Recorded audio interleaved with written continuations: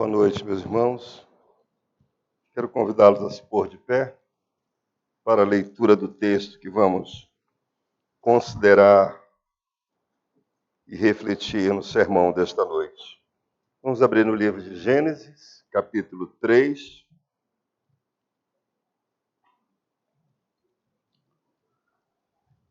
Gênesis, capítulo 3, a partir do verso 21.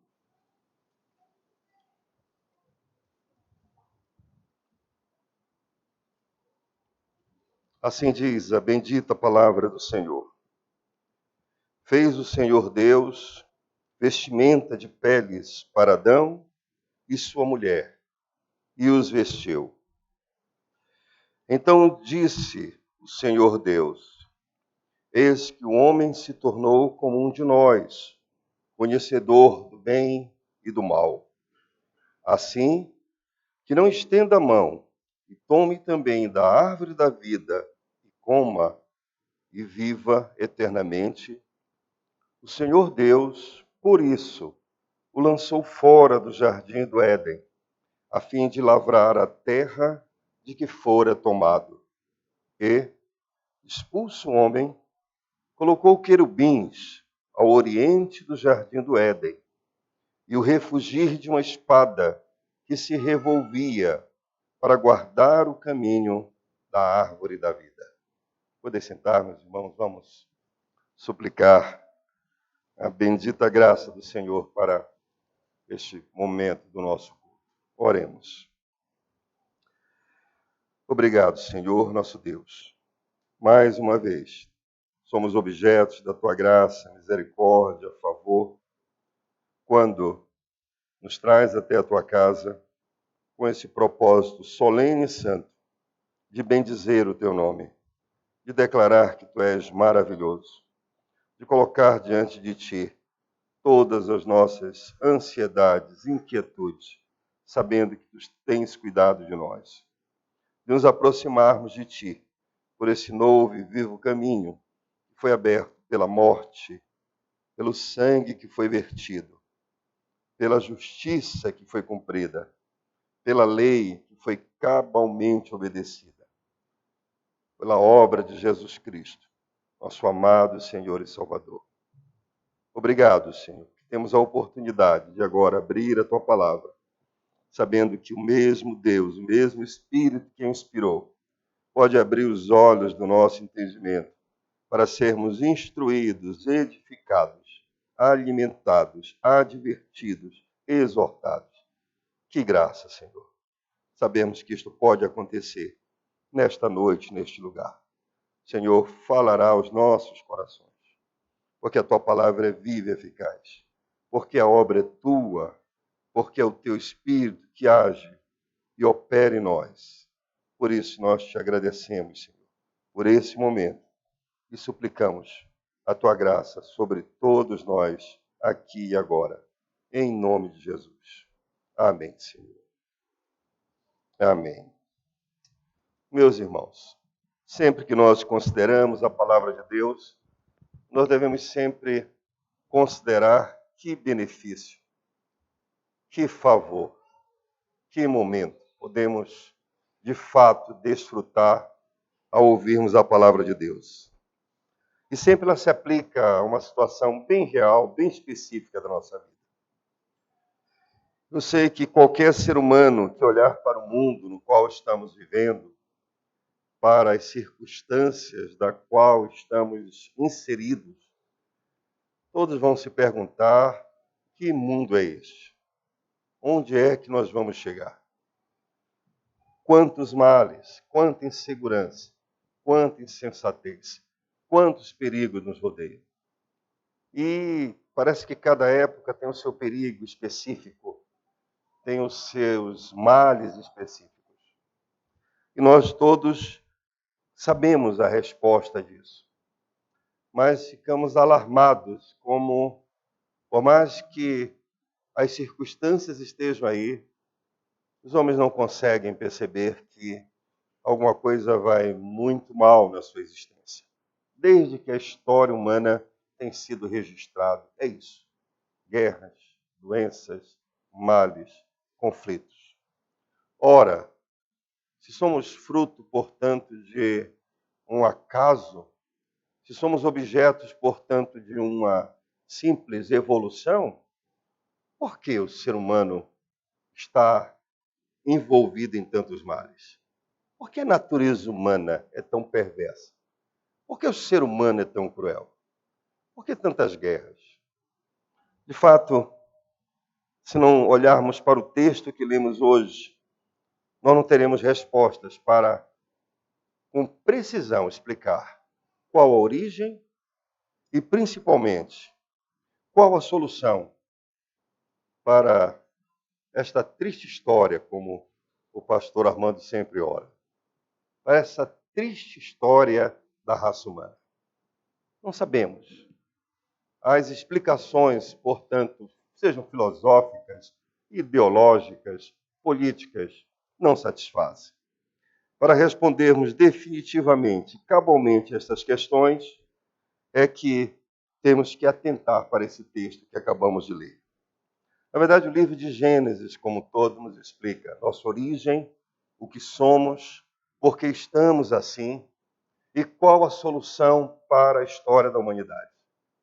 Nós sabemos que Gênesis é o livro do início, é o enredo da história da redenção. É o enredo da história da humanidade.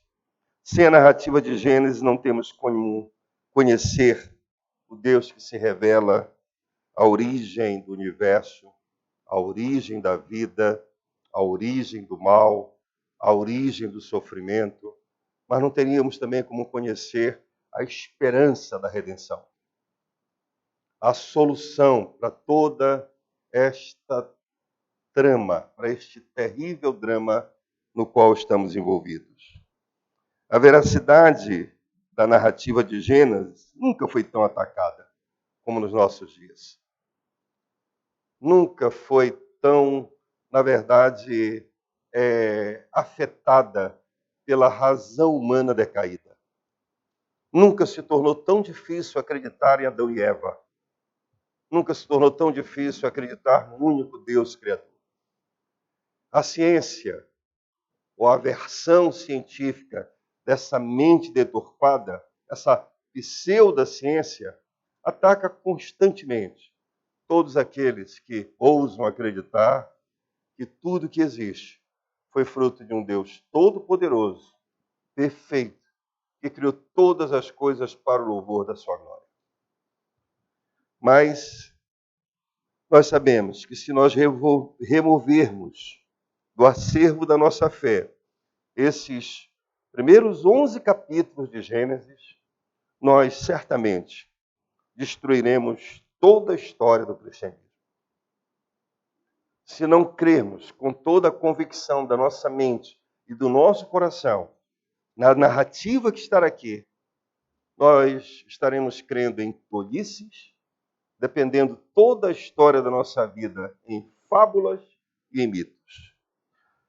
Eu acho que nós precisamos sempre lembrar que quando Gênesis foi escrito por Moisés, já haviam se passado muitos séculos da história da humanidade. E evidentemente que essas verdades foram passadas pelos patriarcas de pai para filho. Mas houve um momento que Deus achou por bem explicar para aquele povo que ele estava tirando do Egito quem era o Deus que o estava resgatando, o que ele havia feito e a história do povo. Daí Moisés escreveu.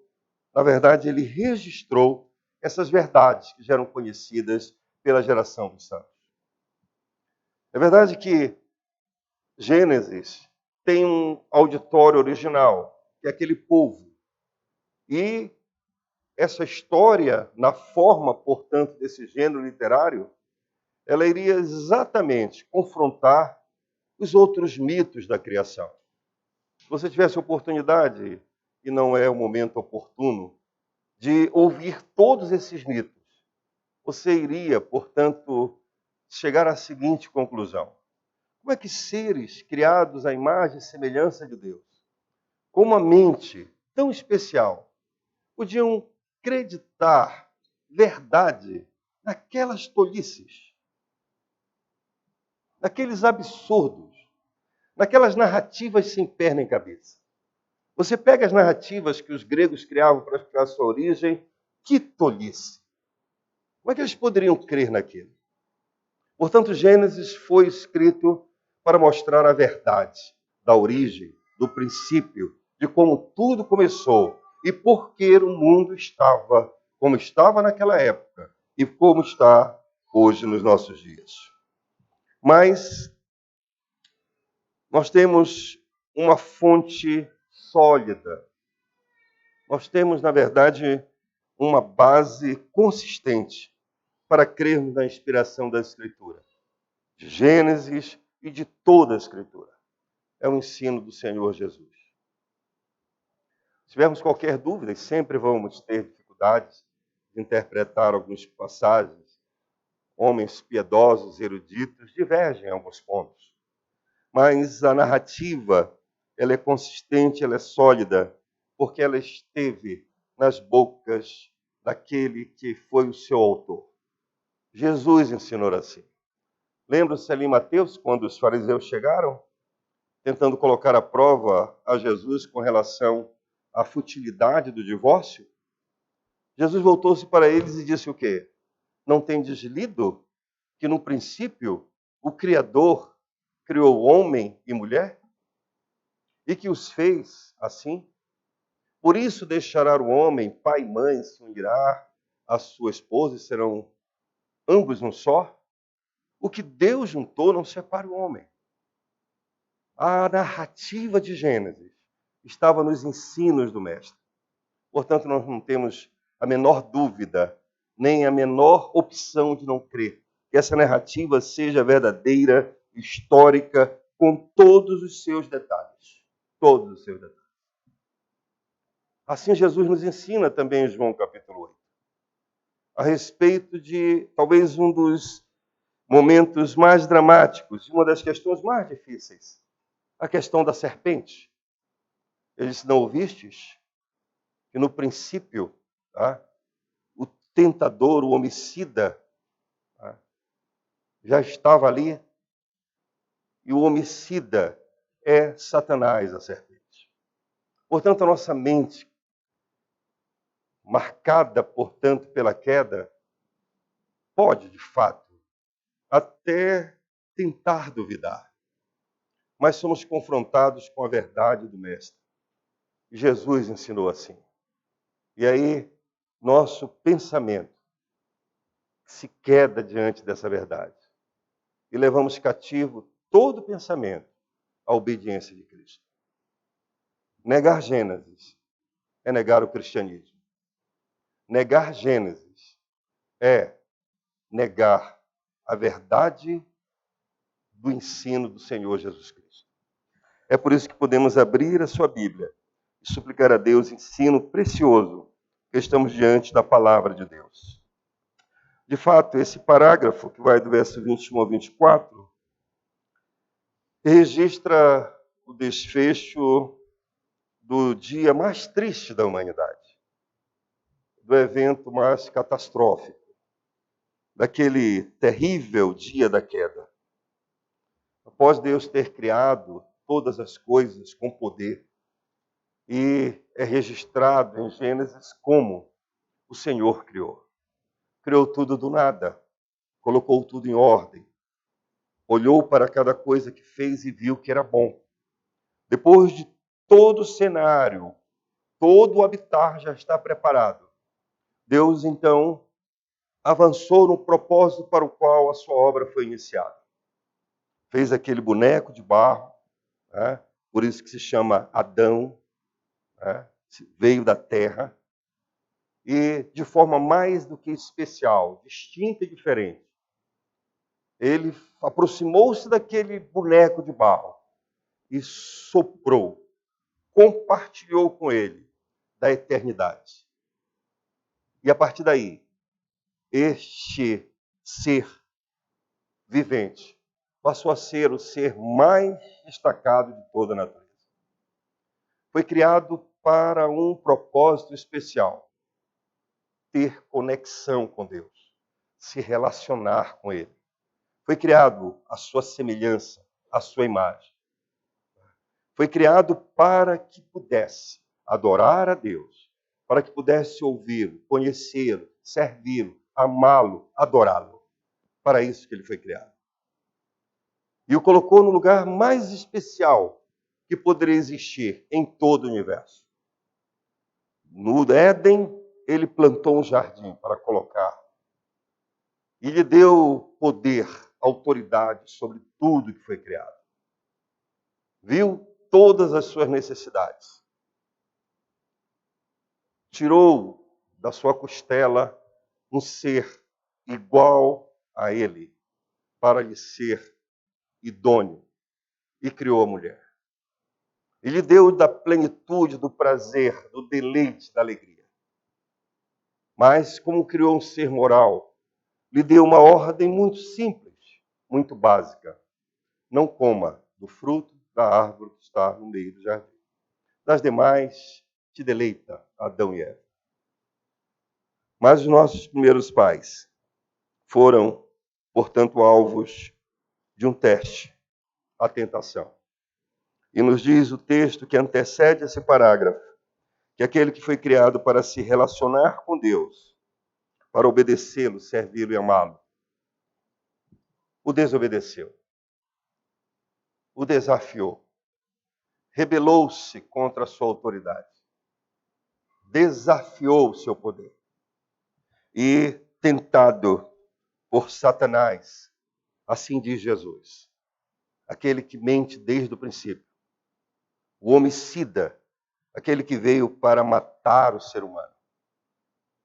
Ele acabou, portanto, caindo. Nós temos, portanto, aqui o desfecho dessa situação. Nós vimos o Deus Todo-Poderoso, Criador, criou todas as coisas. Vemos o Deus soberano que determina, cujos mandamentos têm que ser obedecidos porque Ele é o Senhor, Ele é Deus. Todo pecado é rebelião, todo pecado é desafio, todo pecado é mais do que desobediência. É uma afronta ao ser de Deus, todo pecado. Vimos um Deus que, por ser santo, puniu a queda dos nossos primeiros pais. E vimos então que a partir daí, tudo mudou. Tudo mudou. Todo aquele prazer foi comprometido. Quando abriram-se os olhos dos nossos primeiros pais, o que eles viram? Eles não viram, portanto, que tudo mudou para o bem. Mas eles viram o mal. Eles viram a nudez, a vergonha. Eles viram, na verdade, que tudo aquilo estava ameaçado. A primeira reação deles foi medo, vergonha, fuga. Tentaram, portanto, aqui solucionar com folhas de figueira, mas não estavam suficientemente confiantes nela.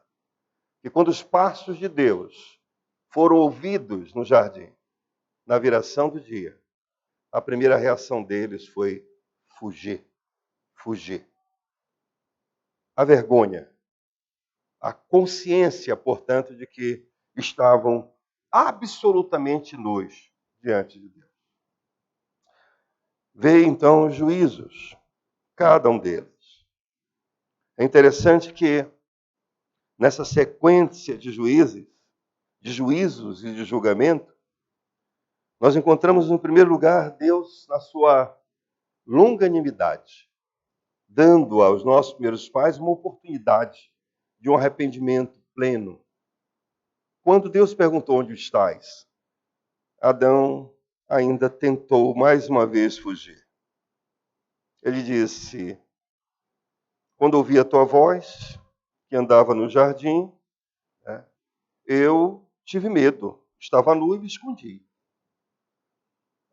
Na verdade, ele quis dizer que teve medo porque estava nu. Mas nós sabemos que ele estava nu porque pecou.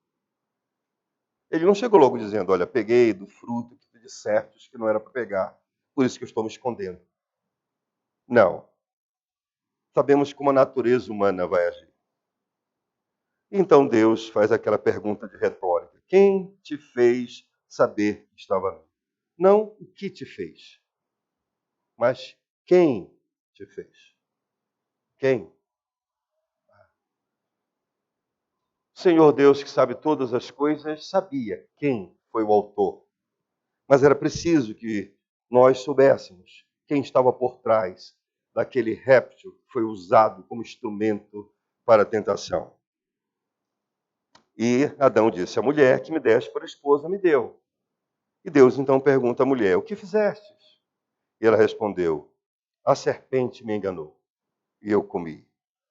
O Senhor não perguntou à serpente: o que fizeste? Já sabia qual era a sua natureza. Ele é homicida desde o princípio. Ele não podia se firmar na verdade. Tá? Não poderia ser perguntado a Satanás o que fez. Ele certamente mentiria. Visto que fizestes isso, maldita és entre todos os animais domésticos e entre todos os animais selváticos. Rastejarás sobre o teu ventre e comerás o pó todos os dias da tua vida. Não haveria perspectiva nem possibilidade de restauração. Para o réptil? Para a serpente? Certamente que não. Nós não podemos perder de vista que a serpente não poderia ser julgada moralmente, porque ela não foi criada um ser moral. A serpente, portanto, passou a representar de forma simbólica toda a tragédia eterna deste ser eterno, que é o diabo, o tentador. Ela reflete a sua existência. Todas as vezes que olhamos uma serpente rastejando, nós lembramos que é assim que Satanás existe, rastejando por toda a eternidade, até que venha o lago de fogo que o vai consumir. Mas, depois desses atos de juízo do Deus Santo, nós temos aqui os atos graciosos do Deus bondoso. Que maravilha! Na verdade, foi um consolo para aquele dia tão triste. Depois de dizer para a serpente qual o seu fim, ser esmagado pelo descendente da mulher, o Senhor dar o juízo sobre a mulher de dor, para o homem de sofrimento, para a terra de maldição. E a partir do versículo 21, nós encontramos, portanto, os atos de graça. Primeiro, vestindo o homem da sua nudez, até que ele pudesse ser revestido de santidade novamente. Diz a palavra do Senhor, que fez o Senhor Deus vestimenta de peles para Adão e sua mulher, e Deus mesmo os vestiu. Deus não disse: vai, procura vestes, tece, vai urdir um couro, vai te cobrir. Não. Deus trouxe as vestes e Deus os vestiu. Eles não poderiam ter outra forma de continuar existindo diante do Deus que tudo vê. Foi preciso essa manifestação de graça. Eu penso como muitos homens de Deus que interpretam esse texto, que já tem exatamente, assim como nós temos no versículo 15, um proto-evangelho, a primeira grande proclamação da obra de redenção, nós temos aqui no versículo 21, tá? Uma manifestação, portanto, do grande poder da expiação. Se fôssemos olhar novamente para o texto de Hebreus, que serve de base para entendermos aqui esse início da revelação, nós iríamos ver quantos cordeiros foram imolados para que com seu sangue fosse momentaneamente coberto o pecado de todos os homens. Nós sabemos isso. Sabemos pela revelação já nos nossos dias que não foi o sangue de touro, de bodes, de cordeiro que tinha o poder de cobrir o pecado. Não. Mas quando aquele sumo sacerdote entrava uma vez por ano no Santo dos Santos com um chifre cheio de sangue e aspergia sobre aquela tampa de ouro, Isso tinha um simbolismo específico. Apontava para o sangue precioso. A ideia que o texto nos traz, e que esse ato litúrgico nos traz, é que quando Deus lá do céu olhava para a humanidade em pecado, olhava para o pecado dos seus eleitos, ele não via a lei quebrada. Porque se ele a visse, a sua ira iria ser, portanto, manifestada. Quando ele olhava para a lei quebrada, para os mandamentos desobedecidos, para o pecado constante, ele via o sangue. E lembrava do sangue do Cordeiro que foi morto antes da fundação do mundo. E perdoava. Não pelo sangue de Cordeiro, mas pelo precioso sangue de Cristo, que foi vertido na cruz para cobrir a nossa nudez diante de Deus, para nos cobrir com vestes de salvação. É isso que esse texto nos ensina. Mas o Senhor Deus, depois de vestir o homem, o Senhor volta-se então para os outros componentes da Trindade e diz: eis que o homem se tornou como um de nós, conhecedor do bem e do mal. Também um texto muito necessário que entendamos.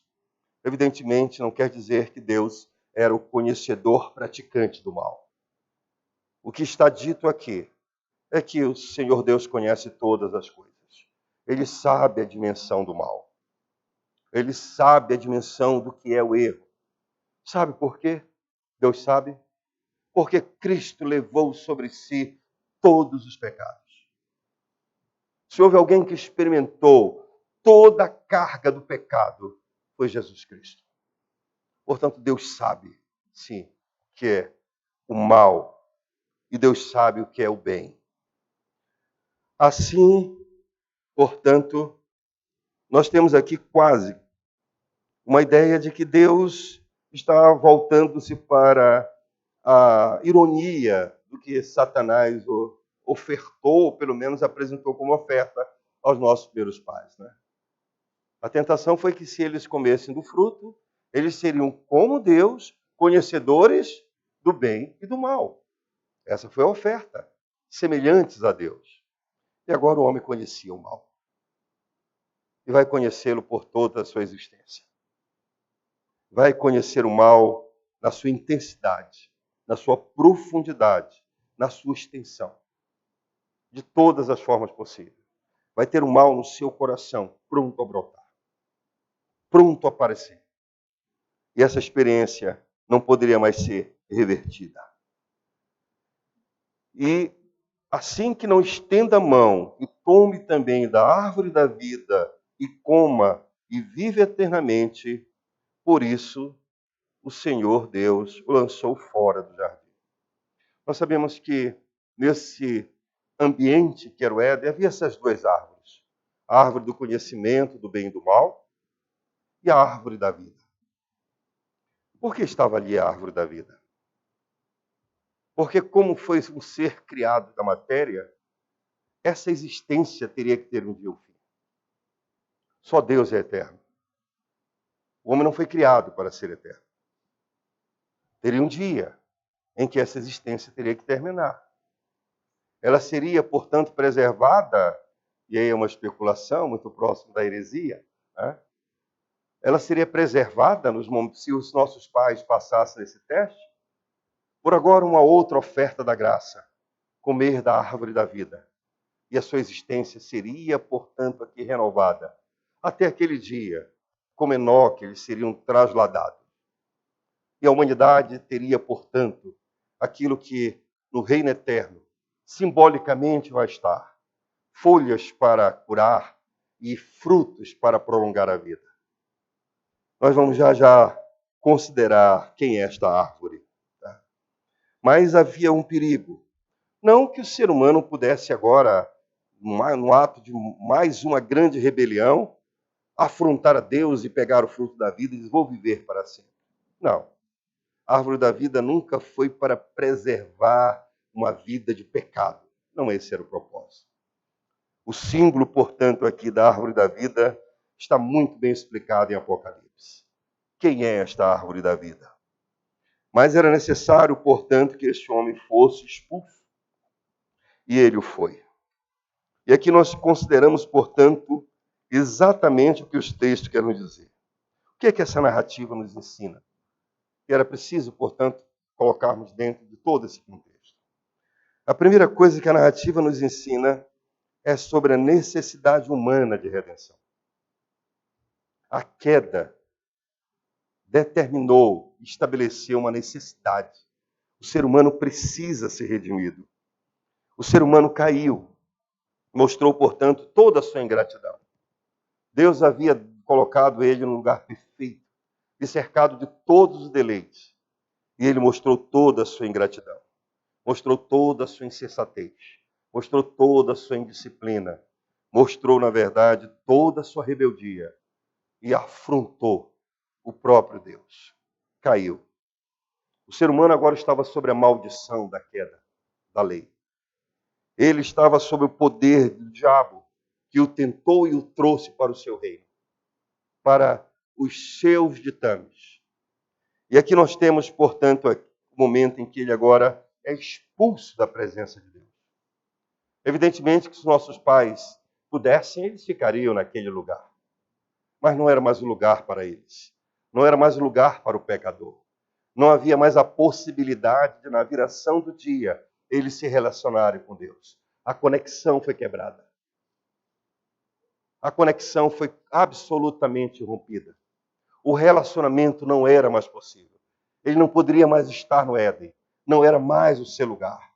Não há nada mais oposto à natureza humana do que o Éden. O ser humano caído não é para o Éden. Ele não pode viver lá. Ele não tem mais prazer em Deus. Ele não tem mais como se relacionar com Deus. Ele não pode aproveitar mais de nenhum daqueles deleites. Nada. Ele estava sob maldição. E ele precisava, portanto, entender da sua necessidade. A vida eterna estava, portanto, absolutamente obstruída. Ele não poderia mais. Ele iria morrer. A morte já estava determinada. A vida eterna não seria mais uma opção, de jeito nenhum. Esse acesso estava absolutamente quebrado. Mas nos diz, então, esse texto tão precioso, que expulso o homem, Deus colocou querubins ao oriente do jardim, e o refugir de uma espada que se revolvia, guardava o caminho da árvore da vida. A figura aqui, ela é histórica. Nós não precisamos, portanto, aqui imaginar que isto não aconteceu realmente. Não. Ali estava geograficamente um espaço.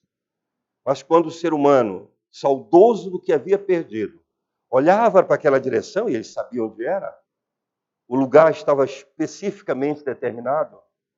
Quando ele pensasse, talvez, imaginasse que poderia ir voltar para o paraíso, lá estava os guardiões da santidade de Deus. E como que com uma cerca elétrica, um revolver de uma espada. Ele poderia até ousar desafiar, mas seria despedaçado pela ira da espada da santidade de Deus. Ele poderia até tentar, mas ele ficava horrorizado diante daquilo que poderia acontecer se seus passos se dirigissem em direção à árvore da vida. Seria morte na certa. Eles seriam destroçados pela ira de Deus representada pelos seres da santidade, que são os querubins, e uma espada que se revolvia. Evidentemente, para o povo de Israel, ao ouvir isso, esse cenário, esta cena, era facilmente entendida. Eles tinham mais ou menos algo próximo. Eles lembravam quando, ao subir Moisés no monte, eles sabiam que qualquer, até se um animal tocasse no monte, que fumegava com raios, seria destruído. Deus é santo. E todo aquele que em pecado tenta se relacionar com ele, saiba uma coisa, você vai morrer. Despedaçado. Pelas espadas da santidade. Todo ser humano precisa saber isso. Portanto, o texto nos ensina a necessidade humana, mas também nos ensina a indignidade e a indigência desse ser humano. Evidentemente, nós poderíamos perguntar, como muitos na história da igreja perguntaram, será que o castigo não foi tão grande? Será que não foi castigo demais por uma simples mordidinha? Será que não houve um exagero? Será que precisava tudo isso? Afinal de contas, foi um pecado, evidentemente aqui, que nós não poderíamos estabelecer nenhuma agravância moral, apenas um fruto que foi mordido, e ainda sob uma circunstância tão especial, uma cobra falante, um astuto inimigo, ardiloso. Será que Deus não poderia levar tudo isso em conta e aliviar e reduzir? Afinal de contas, foi maldição sobre maldição, dor, infelicidade, expulso, foi colocado longe de Deus. Não houve um exagero. Na verdade, nós só podemos avaliar, dimensionar isso, quando fizermos uma outra pergunta. Quem é que foi ofendido? A quem eles desobedeceram?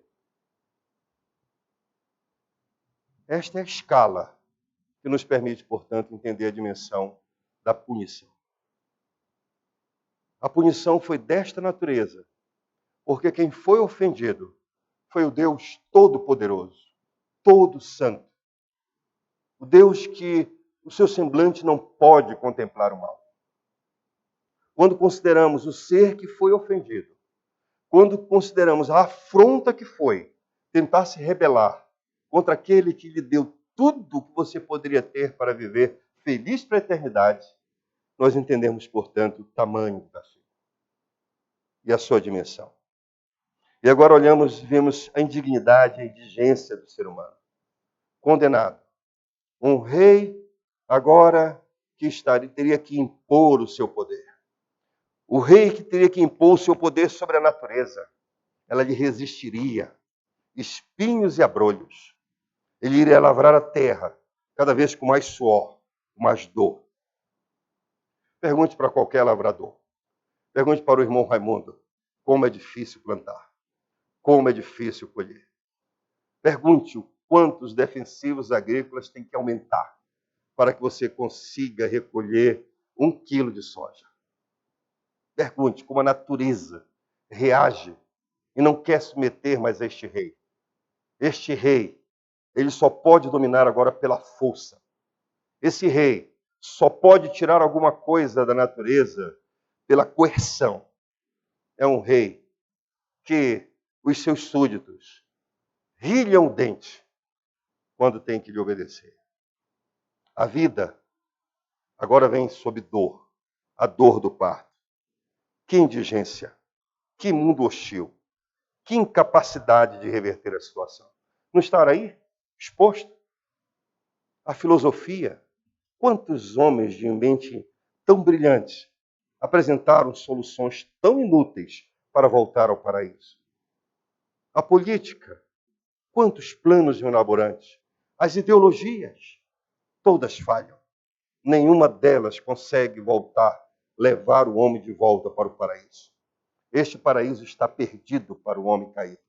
Absolutamente perdido. Ele não tem a menor condição de retornar para os deleites que perdeu.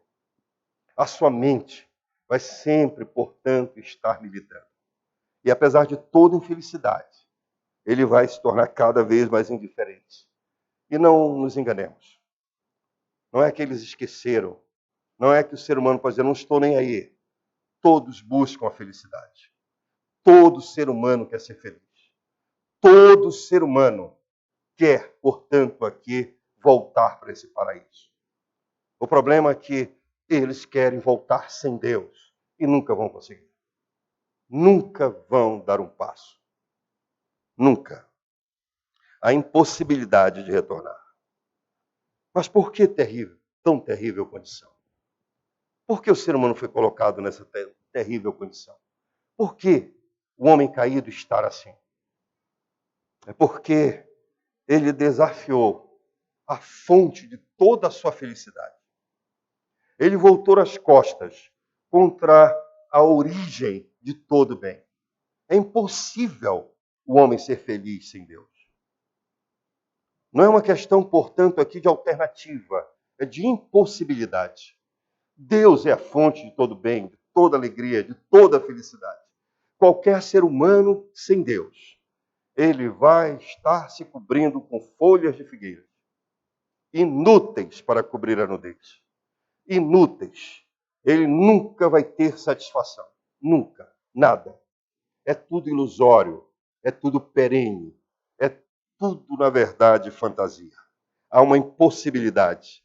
Ele não pode, de forma nenhuma, deixar de considerar essa terrível condição.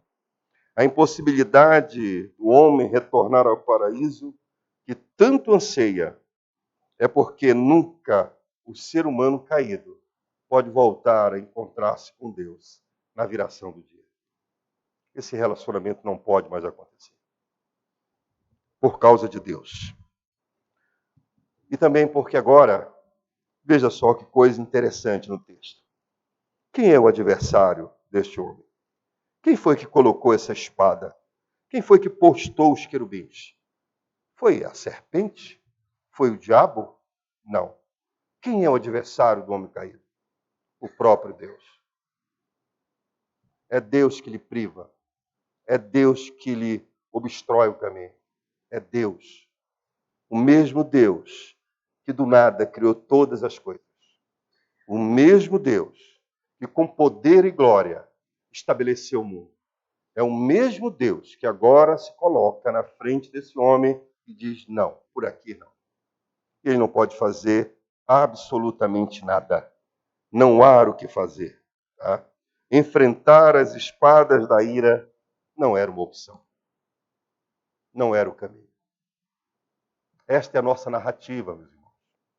Nós cremos nisso com toda a nossa convicção, de todo o nosso coração.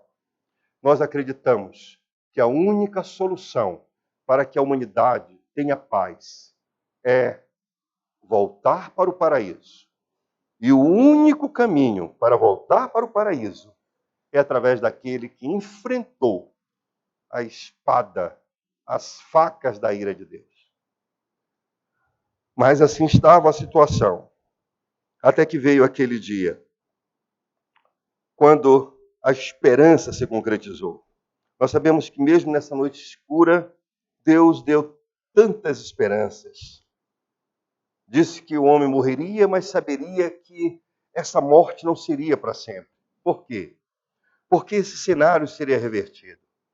Havia a esperança de que o descendente da mulher. Isso vai nos explicar o capítulo 4, versículo 1. Quando o homem coabitou com Eva, e esta concebeu e deu à luz a Caim, Eva disse, pronto, adquiriu o varão. Ele vai pisar a cabeça da serpente. Essa era a expectativa. Essa era a expectativa de Eva. Gerar vida. É verdade que por ela e por Adão veio a morte, mas ela tinha no fronte da sua testa escrito seu nome, vida. Não apenas a vida biológica, mas é porque da mulher viria a vida eterna. Viria Jesus Cristo. O Verbo teria que se fazer carne. O Verbo teria que nascer da Virgem, para que o caminho da árvore da vida fosse novamente aqui reaberto. O texto nos diz, portanto, aqui, que num momento histórico, no tempo determinado, alguém iria aparecer para enfrentar essa espada e esses querubins da santidade. Seria o Senhor Jesus. Ele iria aparecer. O Filho de Deus, o Filho de Adão. Ele iria aparecer, portanto. Ele podia, porque ele era absolutamente santo. Mas ele iria enfrentar essa espada, não por ele. Ele não estaria trazendo, como diz Hebreus 9, um sangue alheio, como o sacerdote vinha com o sangue alheio. Não, ele traria o seu próprio sangue. Ele daria a sua própria vida. Ele seria, portanto, o resgate, o nosso substituto. É verdade que Jesus, o Salvador, expressa tudo isso, irmãos. Mas o termo jurídico, o termo legal, que nos faz a nossa mente lembrar, é quando nós professamos com alegria e louvor: Jesus é o nosso Redentor. Jesus é o meu Redentor. Sabe o que significa isso? Que ele teve que pagar um preço. Ele não apenas nos salvou. Não que o termo Salvador não tenha essa implicação no Novo Testamento. Mas é que parece que ele foi diluído dentro dessas semânticas que o termo aparece por aí. É que quando dizemos e afirmamos e cantamos que Jesus é o nosso Salvador, parece que numa situação específica, lá estávamos nós perdidos, alguém apareceu e nos deu a mão. Ou então nós estávamos, portanto, aqui numa feira de escravos e alguém nos comprou. Não, não é isso. Jesus não é apenas o nosso Salvador, ele é o nosso Redentor. Sabe o que significa isso, meus irmãos? Que ele ocupou o nosso lugar, que ele subiu no madeiro, que ele nos redimiu, ele pagou o preço. Ele chegou, portanto, não para o diabo, ele chegou para o Deus Pai. E como havia sido considerado na eternidade, e se apresentou: aqui estou, para pagar o preço pela redenção de todos aqueles a quem tu ama. O preço foi pago. Quando nós expressamos que Jesus é o nosso Redentor, nós precisamos lembrar que ele nos comprou com seu próprio sangue. Que não foi com coisas perecíveis, como ouro precioso. Não, foi como sangue. O sangue do Cordeiro sem mácula. Era preciso que fosse assim. Só Jesus poderia enfrentar a ira de Deus, a santidade expressa nessa espada que se revolvia, onde qualquer ser humano, portanto, estaria morto ao se aproximar. Isto é o Evangelho. É isto, portanto, que o Espírito faz com que a nossa mente entenda. Que Jesus é o nosso Redentor. Nós todos merecíamos a morte, e a morte de cruz. Mas se qualquer ser humano fosse à cruz, fosse ele, Daniel, Moisés, Paulo, Abraão, seja quem fosse, estaria morrendo pelos seus pecados. E pronto, a lei estava cumprida. Porque o salário do pecado é a morte. Mas onde estaria a vida? Estaríamos apenas pagando o preço com a morte, pronto. Mas onde estaria a vida? Era preciso que aquele que fosse se entregar tivesse o poder também de não apenas morrer por nós, mas de nos dar a vida eterna. Ele é a árvore da vida. Ele é o caminho. Ele é a verdade. Ele é a vida. Jesus é a vida. Este é o santo evangelho de Deus. Esta é a boa notícia. Que o paraíso pode ser recuperado, sim. Que o paraíso, na verdade, não é um lugar. O paraíso é uma pessoa. É Jesus. Quem está em Cristo está no paraíso. Eu penso que quando chegarmos no céu, nós vamos ter essa grata surpresa. Nós vamos ter essa surpresa de que sempre estivemos, todo aquele que tem Cristo no coração, nunca deixou de estar no paraíso. É por isso que o apóstolo Paulo diz que se no céu, e provavelmente isso não vai acontecer, tivéssemos qualquer lembrança das agruras, sofrimentos, infelicidade desta vida, do preço que pagamos, nós iremos considerar isso como um grão de poeira numa balança. Nada. Diante da glória que sempre tivemos de ter Jesus Cristo, o Éden de Deus, habitando em nós. De estarmos nele, de nele termos a vida e a vida eterna. Jesus é o nosso Redentor. Jesus é o Redentor de todo aquele que crê. A primeira coisa que você precisa para ter esse paraíso de volta é reconhecer os seus pecados. Reconhecer que os seus pecados não são necessariamente algo como uma mordidinha numa fruta. Não. É uma mordida numa fruta que o Deus Todo-Poderoso disse: não morda. Que todos os seus pecados, nenhum deles vai ser perdoado. Todos eles vão ser expiados em Cristo na cruz. Deus é tão santo que ele não perdoa o pecador. Ele expia o seu pecado em Cristo Jesus. Nós precisamos sempre lembrar que os nossos pecados só foram perdoados porque Jesus levou sobre si cada um deles. Ele é o nosso Redentor. Ele é o nosso resgatador. Ele é aquele que se ofereceu para nos comprar. E comprou com o próprio sangue. O que significa comprar com o próprio sangue? Comprar com a sua própria vida.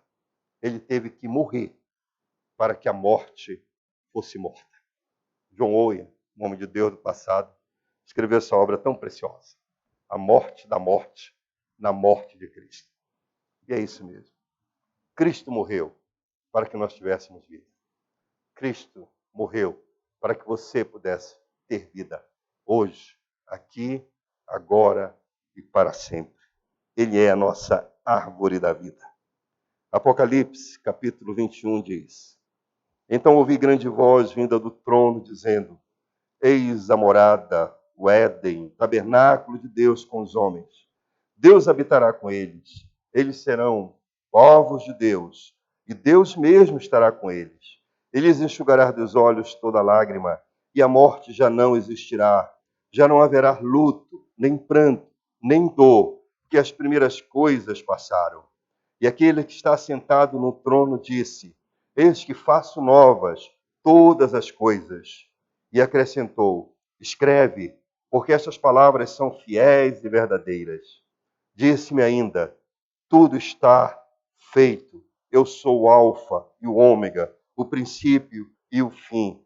Eu, a quem tem sede, darei de graça da fonte da água da vida. É isso que nós cremos, é isso que nós proclamamos. E oramos para que Deus abra os olhos do nosso entendimento, para que todas as vezes que, ao cantarmos, ao ouvirmos esta palavra, redenção, redentor, lembramos que foi um custo enorme Deus nos resgatar. Custou a vida do seu amado, o amado dos céus e da terra. Custou a vida do Senhor Jesus. Mas, por outro lado, lembremos o tanto que Deus nos amou. Como somos amados. Isso causa uma santa inveja nos anjos. Jesus não morreu por eles. Jesus morreu por nós, pela sua igreja. Isso é precioso. Deus nos abençoe. Há muitos cânticos que poderíamos entoar agora para lembrar estas verdades. Charles Welles nos disse que ele nasceu a fim de renascermos. Mas queria lembrar um cântico muito singelo, talvez de um autor não tão conhecido. Mas a preciosidade desse cântico é a sua letra, que é essencialmente bíblica, fundamentalmente escriturística. Cântico 241.